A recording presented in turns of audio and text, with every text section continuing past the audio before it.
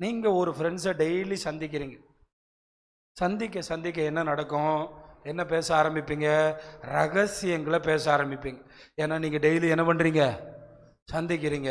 அது மாதிரி ஏனோக்கோட பேச பேச ஆண்டவர் என்ன பேச ஆரம்பித்தார்? என்ன பேசினார்னா, இப்போ ஏனோக்கு இந்த உன் பையன் பிறந்தான்ல, அவன் பிறந்ததுலேருந்து 969 வருஷம் கழிச்சு இந்த உலகம் அழிஞ்சிரும்பா. ஏன் ஆண்டவரே, நீ பார்த்தியா? யாருமே என் கூட சஞ்சரிக்கலையே, யாருமே என்னை தேடலையே. அப்போ நான் என்னப்பா செய்ய? உன் பையனுக்கு மெத்துசலான்னு பேர் வை.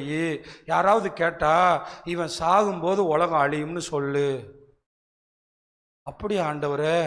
அப்போ நீங்கள் அழிக்க போகிறீங்களா? ஆமாம், ஏன்னா உன்னை தவிர வேறு யாருமே இல்லைப்பா, எனக்கு எல்லாம் மோசமான ஆட்களாக இருக்கிறாங்க. அதனால நீ என்ன பேர் வை? மெத்துசலானா என்ன அர்த்தம்? ஏன் மெத்துசலா மட்டும் அதிக நாள் உயிரோடு இருந்தான் தெரியுமா? இன்னொரு 10 வருஷம், இன்னொரு 10 வருஷம், இன்னொரு 10 வருஷம் அப்படின்னு கூட்டி கூட்டி கூட்டி கூட்டி அன்னைக்கு ஆயுசு நாள் கொஞ்சம் கொஞ்சமாக குறைஞ்சிட்டு வந்த நேரத்தில் அவனுக்கு மட்டும் ஹைப்பில் ஏற்றி விட்டுருக்காரு. ஏன்னா இன்னொரு 10 வருஷம் கூட்டினா நோவா பிரசங்கத்தை கேட்டு ஒரு 4 பேர் மனம் திரும்பிடுவாங்கல்ல அப்படின்னு கர்த்தர் நினைச்சாரு.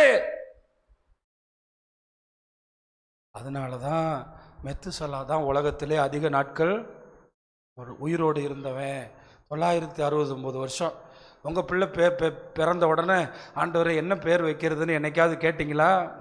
என்ன பேர் வைக்கிறது? கூகுள் ஆண்டவர் இருக்கார்ல, அவர்கிட்ட போனோம்னா அவர் சொல்லுவார், ஸ்டைலாக பேர் வை, அழகாக பேர் வை, அற்புதமாக பேர் வை, பேர் வச்சு கொடுக்குது.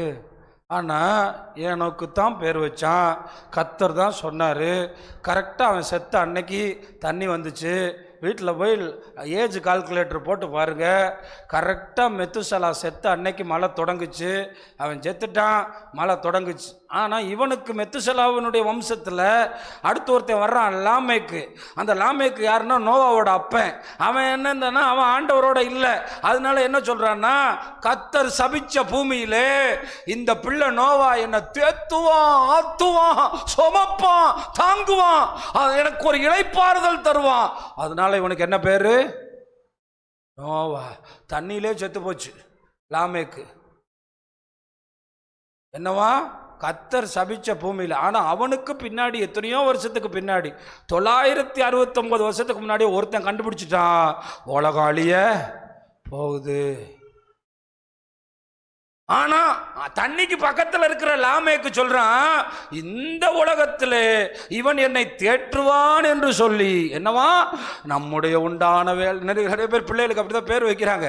நமக்கு உண்டான வேலையிலும் நம்முடைய பிரயாசத்திலும் இவன் நம்மை தேற்றுவான் என்று சொல்லி என்னவா? நோவா என்று பெயரிட்டான். ஆனா அவன் என்ன பேர் வச்சான்? இவன் சாகும்போது உலகம் அழியும், மெத்துசலா.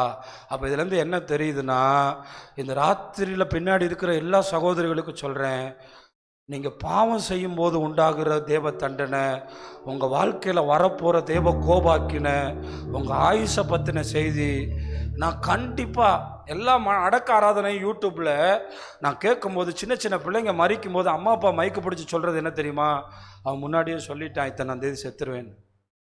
அவன் முன்னாடியே சொல்லிட்டான், இந்த வயசுல நான் இறந்துருவேன்.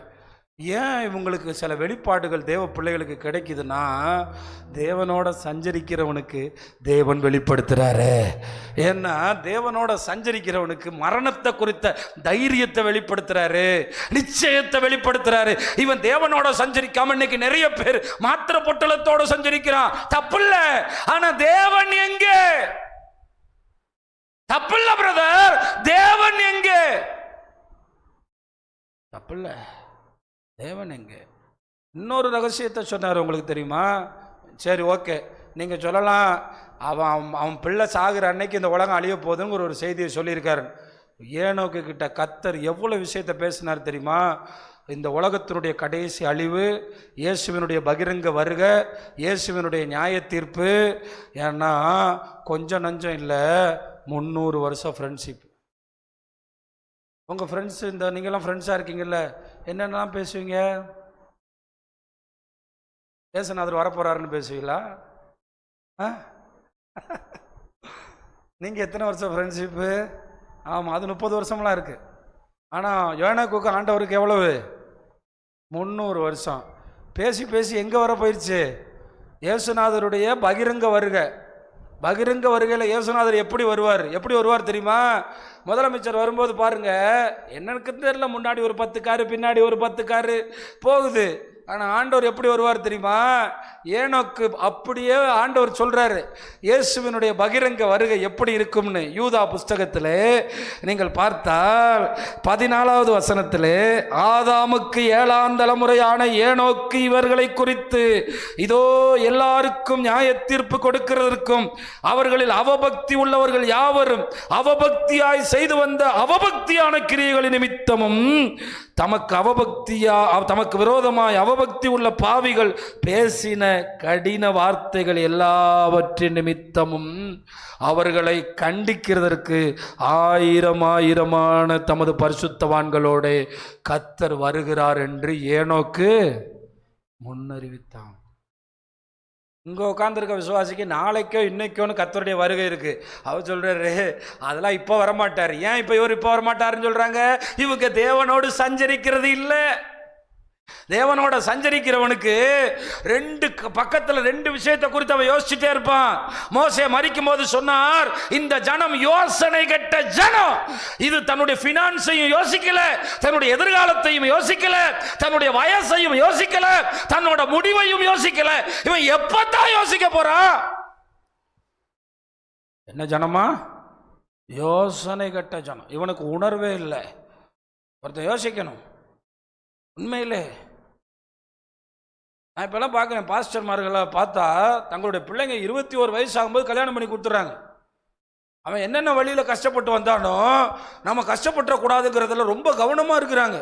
இன்றைய காலங்கள், என்னுடைய வாழ்க்கை முறைகள் எல்லாத்தையும் பார்க்குறாங்க. எப்படி நம்ம பிள்ளைய வளர்க்கணும், உலகத்துக்குள்ளே பிள்ளைய தள்ளிடக்கூடாது, அசுத்தத்துக்குள்ளே தள்ளிடக்கூடாது, ரொம்ப ஜாக்கிரதையாக வாழ்கிறாங்க. இன்னைக்கு அப்படிப்பட்ட வாழ்க்கை முறையில் நம்ம உட்கார்ந்துருக்கிறோம். ஆனால் ஏனோக்கு அவன் பிறந்ததுலேருந்து இன்னும் நடக்கலை. இயேசுநாதருடைய பகிரங்க வருகை. இயேசுநாதர் ஆயிரமான தூதர்களோடு வரப்போறாரு, பரிசுத்தவான்களோடு வரப்போறாரு, நம்மளோடு தான், நம்மளாரும் சேர்ந்தா வரப்போறோம். இந்த செய்தி ஏனோக்கிட்ட யார் பேசுறா? கர்த்தர் பேசுறாரு. நானும் பார்த்தேங்க, உண்மையிலே பார்த்தேன். எனக்கு ஒரு கேள்வி வந்ததை நான் உங்களுக்கு சொல்கிறேன். நிறைய சபையில் பப்ளிக்காக நிறைய பாஸ்டர்மார்களை கூப்பிட்டா அந்த சர்ச்சு பாஸ்டரை எப்படி ஆசீர்வதிக்கிறாங்க தெரியுமா? உன் சர்ச்சு இடம் கொள்ளாமல் போகும், இன்றைக்கி இருக்கிற 1000 பேர் 10,000 பேராக போவாங்க, இந்த பாஸ்டர் பயங்கரமாக வளருவார் அப்படின்னு சொல்கிறாங்க. ஆனால் எந்த பாஸ்டருமே இந்த பாஸ்டருக்கு கொரோனா வரும், இந்த பாஸ்டர் கொரோனாவில் செத்து போவார், இந்த பாஸ்டருடைய இருதயத்துக்குள்ளே அக்கினி பட்டயம் ஊடுருவி போகும், உன்னை முதிர் வயதில் உன் இடுப்பில் பெல்ட்டை போட்டு யாராவது கட்டுவான் அப்படின்னு சொல்லவே மாட்டேங்கிறாங்க. இப்போ எல்லாமே உல்டாவாக இருக்கு. ஆனால் இயேசுநாதர் பேதுருக்கு தீர்க்க தரிசனம் சொல்கிறாரு, நீ முதிர் வயதில் உன்னை வேற ஒருத்தன் பிடிச்சு இழுத்துட்டு போவான். நம்ம மரியாள்கிட்ட சொல்கிறாங்க, உன்னோட ஆத்மாக்குள்ளே என்ன ஊடுருவி போகும்? பட்டயம் ஊடுருவி போகும். நான் என்ன சொல்கிறேன்னா, இயேசுநாதரோட கூட இருந்தால் நன்மையோ தீமையோ நம்ம வாழ்க்கையில் நடக்க போகிறத வெளிப்படுத்தியே தீருவார். அவ்வளோதான்.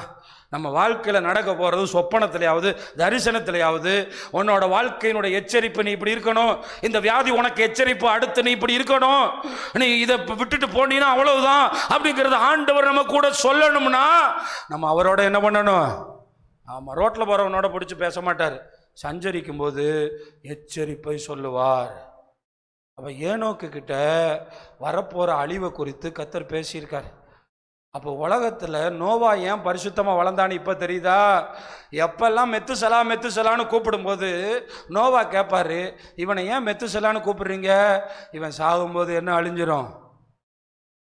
அப்படித்தான் நோவா கடவுளை அறிந்தான், நோவா ஆண்டவரை அறிந்தான். நோவா என்கிற ஒருவன் உருவாக்குவதற்கு ஏனோக்கு என்கிற ஒருவன் காரணமாக இருந்தான். சத்தமா ராமேன்னு சொல்லுங்களேன். இப்போ நம்மளெல்லாம் ஏனோக்கு மாதிரி வச்சிருக்காரு. ஒருவேளை நம்ம போன பிறகு கர்த்தர் வந்தாலும் இந்த பிள்ளைங்கள்லாம் நோவா மாதிரி கர்த்தரை சந்திக்கணும். அதுக்கு ஒரே ஒரு தகுதி தான் வேணும். எத்தனை வீட்டில் உண்மையாக மனசை தொட்டு சொல்லுங்கள், எங்கள் வீட்டில் நானும் என் மனைவியும் சேர்ந்து பாட்டு பாடி கடவுளோட சஞ்சரித்து வேதத்தை எடுத்து பேசி அந்த வேத வசனத்தில் அப்பா நீங்கள் இப்படி செஞ்சுருக்கீங்களே ஸ்தோத்திரம்னு சொல்லி எங்கள் வீட்டில் இருக்க 3 பேரோட 4வது நபராக அவரும் இருக்கிறாருன்னு நாங்கள் விசுவாசித்து ஜெபம் பண்ணுறோம். நாங்கள் சாப்பிட்றதுக்கு முன்னாடி ஏசப்பா இந்த சாப்பாட்டை தந்ததுக்காக ஸ்தோத்திரம்னு சொல்கிறோம்.